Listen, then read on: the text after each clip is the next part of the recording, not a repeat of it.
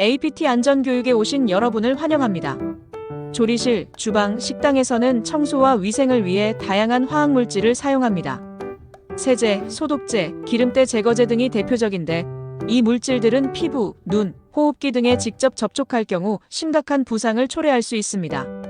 특히 보관 및 사용 수칙을 지키지 않으면 치명적인 결과를 초래할 수 있습니다. 이번 교육은 화학물질 접촉 사고의 유형과 실제 사례, 그리고 구체적인 예방 수칙을 중심으로 구성했습니다. 1.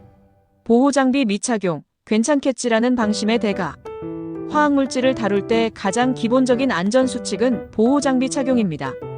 고무장갑, 보안경, 마스크는 화학물질이 직접 피부, 눈, 호흡기에 닿는 것을 막아줍니다. 하지만 불편하다는 이유로 장비 착용을 소홀히 하면 큰 사고로 이어집니다. 사고 사례, 한 레스토랑의 주방에서 조리원 김 씨는 찌든 때를 제거하기 위해 강력한 세제를 사용했습니다. 그는 고무장갑을 착용하지 않고 맨손으로 세제를 희석하다가 손에 세제가 튀었습니다. 처음에는 별다른 통증을 느끼지 못했지만 몇 분 후 손 피부가 심하게 따갑고 붉게 변하기 시작했습니다. 결국 손에 화학적 화상을 입었고 피부가 벗겨지는 심각한 부상을 겪었습니다. 이 사고는 괜찮겠지라는 작은 방심이 얼마나 큰 위험을 초래하는지 보여주는 사례입니다. 2. 부주의한 취급, 빨리빨리가 부른 비극. 화학물질을 다룰 때 용기를 흔들거나 급하게 따르다 내용물이 튀는 사고가 발생할 수 있습니다. 특히 눈에 화학물질이 들어갈 경우 시력 손상 등 치명적인 부상을 입을 수 있습니다. 사고 사례, 한 패스트푸드점 주방에서 청소 담당자 박 씨는 기름때 제거제를 보충하려다 사고를 당했습니다.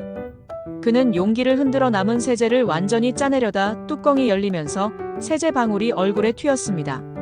세제 방울이 눈에 들어가면서 극심한 통증과 함께 시야가 흐려졌습니다. 박 씨는 즉시 흐르는 물에 눈을 씻었지만 병원 진단 결과 각막에 손상을 입었습니다. 만약 그가 보안경을 착용했거나 용기를 안전하게 다루었다면 충분히 막을 수 있는 사고였습니다. 3. 잘못된 용기 보관, 숨겨진 위험.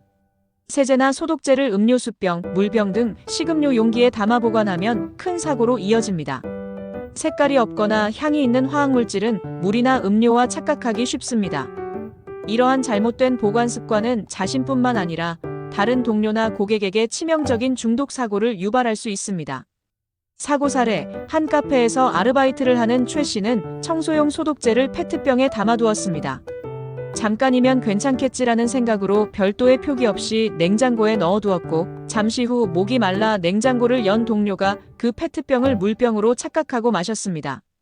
동료는 마시자마자 심한 통증과 함께 쓰러졌고 즉시 응급실로 이송되었습니다. 다행히 생명에는 지장이 없었지만 식도와 위장 점막에 심한 손상을 입는 큰 사고를 겪었습니다. 4. 화학물질 접촉 사고 예방을 위한 3가지 핵심 수칙. 위와 같은 사고를 예방하기 위해 우리는 다음 3가지를 반드시 실천해야 합니다. 1. 보호장비 착용 의무화. 화학물질을 다룰 때는 고무장갑, 보안경, 마스크 등 보호장비를 반드시 착용하세요. 특히 강력한 세제나 소독제를 사용할 때는 더욱 주의해야 합니다. 2. 안전한 보관 및 사용. 모든 화학물질은 반드시 전용 용기에 담아 보관해야 합니다.